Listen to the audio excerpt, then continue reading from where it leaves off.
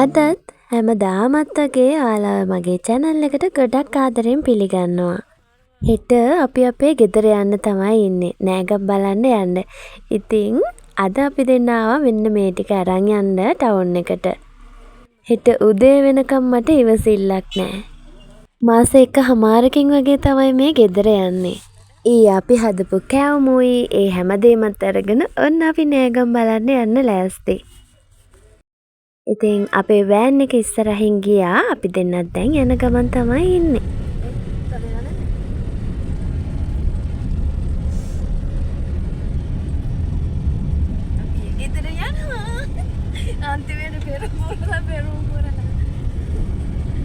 ඔය කැවුම් පෙට්ටිය ලෑස්ති කරගත්තේ කියනවනේ මනමාලික පාර්ශවයෙන් ගේන කැවුම් පෙට්ටියට වඩා පොඩ්ඩක් වැඩි ප්‍රමාණයක් තමයි ගෙනියන්න ඕනේ කියලා.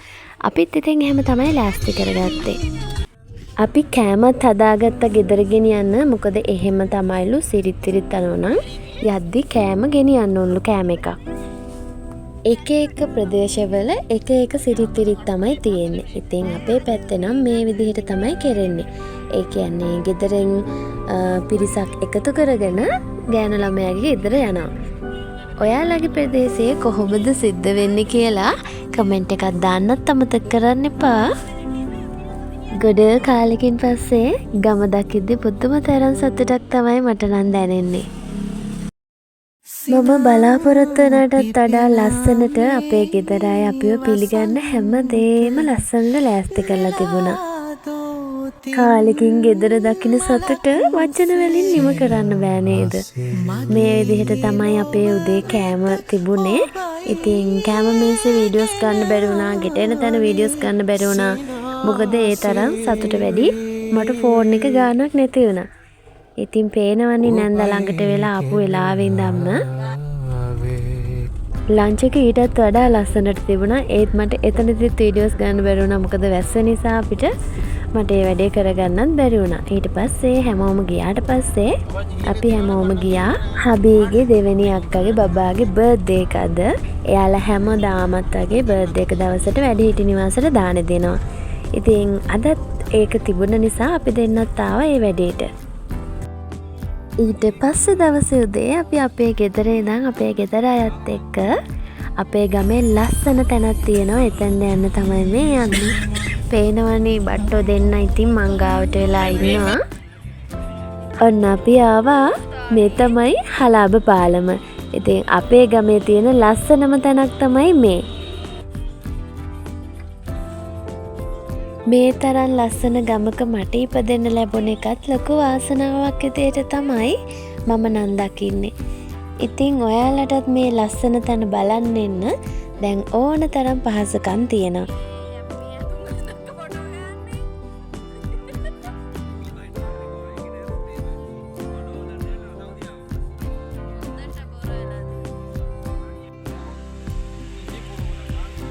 මේ තියෙන්නේ අපේ කුඹුරු.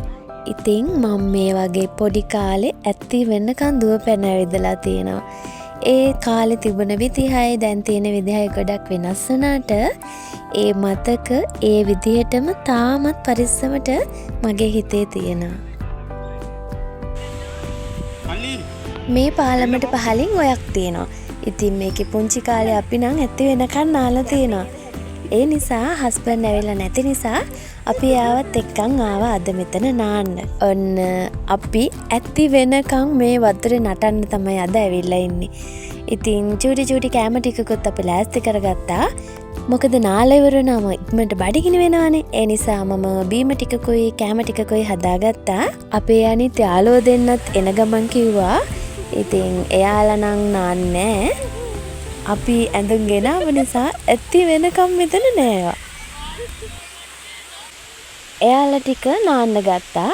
අක්කට ඉදිරිකත් තිබ්බා ඒ ටික සෝදනකම් මම අපේ චූටි බට්ටවල්ලන් හිටියා. ඉතින් අපේ තාත්තා එනවා කිව්වා. එයාම බබාව දීලා තමයි අපිට වතුරට බහින්න වෙන්නේ. එයාත් හරිය ආසාවෙන් ඉන්නේ වතුරට බහින්න. තාත්තා නම් පස්සේ ආව අරන් ගියා. අපිත් අරන් යන්න ගියේ නෑ. මොකද ලිස්සුවොත් එහෙම බයයිනේ. ඒ නිසා. පේනවනේ එයාත් හරිය ආසාවෙන් ඉන්නේ වතුර දිහා බලාගෙන. පවුලේ අය එකතු වෙනවා කියන්නම ඒ තැන මාර විදිහට ලස්සන වෙනවා. ඉතින් අපේ අම්මටයි පොඩි අයියටයි එන්න බැරි වුණා. අම්මට ටිකක් අසනීපයි වගේ. මොකද ඊයේ දවසම මහන්සි වුණානේ. එයාගෙන් පොඩි අයියටත් එන්න බැරනවා. එයාටත් චූටි වැඩක් එදිලා තිබ්බ හින්දා. ඉතින් අපි ටික ආවා. අපේ යාළුවෝ දෙන්නත් ආවා. ඉතින් එයාලා පහළට ගියා. අපි නාලේ වෙරළා පහළට එන්නම් කියලා කිව්වා. බලන්නකෝ ඒ දෙන්න කරන වැඩේ. මගේ සාරිය අරගෙන ඒ දෙන්න මාළු අල්ලනවා. අවාරක මෙහි ඇවිත් මගේ හද කියවන්න නියායමි ගැඹුරු තැන ආදරේ උතුරන්න. ඇති වෙනකන් නාලේ වෙරළා අපි දැන් මේ යන්නේ අපේ අනිත් යාළුවෝ දෙන්න ඉන්න තැනට. එතනට ගිහිල්ලා තමයි අපි ගෙනාපු දේවල් කන්න ගන්නේ. දැනටත් ගොඩාක් කට්ටිය මේ තැන බලන්න එනවා. ඒ වගේම තමයි ඔයාලගේ ආරක්ෂාව ගැනත් අනිවාර්යෙන්ම හිතන්න. මොකද මෙතන ගොඩාක් අය මැරිලත් තියෙනවා වතුර යට නිසා.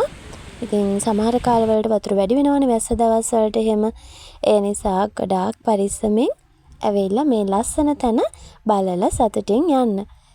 ඉතින් අවදානම් තත්ත්ව තියෙන තැන් වලට කොහෙත්ම යන්න එපා. ඒ වගේ තැන් වලට යන අයත් මම දැකලා තියෙනවා. ඊට පස්සේ ඉතින් අනතුරක් වුණාට පස්සේ ඒ ගැන හිතලා වැඩක් නැහැනේ. ඒ නිසා ඔයාලා එනවා නම් ඔයාලගේ ආරක්ෂාව ගැනත් අනිවාර්යෙන්ම හිතන්න. මේ දේවල් මම ඉක්මනට උදේ ලෑස්ති කරගත්තා. බීම ටිකකුත් හදාගත්තා. ඒ වගේම කන්න දේවලුත් එක චූටි දේවල් ටිකක් තමයි හදාගත්තේ. දැන් අපේ යාළුවෝ දෙන්නත් අපේ ගෙදර යනවා කිව්වා. ඒගොල්ලන්ට කන්න කෑම අම්මා ගෙදර හදනවා. ඒ නිසා අපි ගෙනාපු දේවල් ටික කාලා මේ හලාබ යකඩ පාල එතනටත් ඇවිල්ලා ඉවරලා තමයි අපි ගෙදර ගියේ. දන්නවද මේ පාලමට දැන් අවුරුදු 100කටත් වඩා වැඩි. කාලෙන් කාලෙට ප්‍රතිසංස්කරණය කරලා තමයි මේ තත්ත්වයටත් දැන් තියෙන්නේ. මෙතන ලී හැම දිරලා ගොඩාක්ම තැනින් තැන ලී තිබුණ කාලවලුත් තිබුණා. අපේ මල්ලි බබත් ඔන්න වැඩ පටන් අරගෙන මාමත් එක්ක ඩ්‍රයිවිං කරන්න. ඉතින් අද හවස අපි දෙන්න ආයෙමත් ගෙදර යන්න ඕනේ. මොකද හස්බන්ඩ් වැඩට යන්නත් තියෙනවා. ඒ නිසා දුකින් උනත් ගෙදර යන්න වෙනවා. එහෙනම් ආයෙමත් අලුත් බ්ලොග් එකක් අරන් එනකන් ඔයාලා හැමෝටම සතුටින් ආදරෙන් පරිස්සමෙන් ඉන්න කියලා පුරුදු විදිහටම මතක් කරනවා. ගිහින් එන්නම්.